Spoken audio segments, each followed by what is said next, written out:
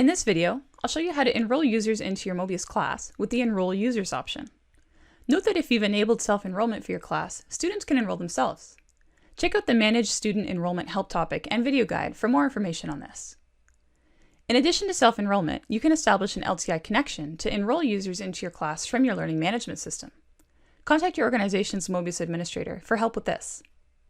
So to enroll users into your class, click the Class User Manager menu on the class homepage and select Enroll Users. You'll then perform a basic or advanced user search for the user that you want to enroll into your class.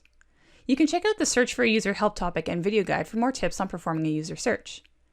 Note that in order to enroll a user into your class using this method, they need to be an existing Möbius user in your organization, but they can't already be enrolled into your class. Click Search after you've entered your search query, and a table of search results is displayed. Select the checkboxes of the users that you want to enroll into your class. Then, select the class role from the role dropdown for the users that you selected. I'll stick with Student.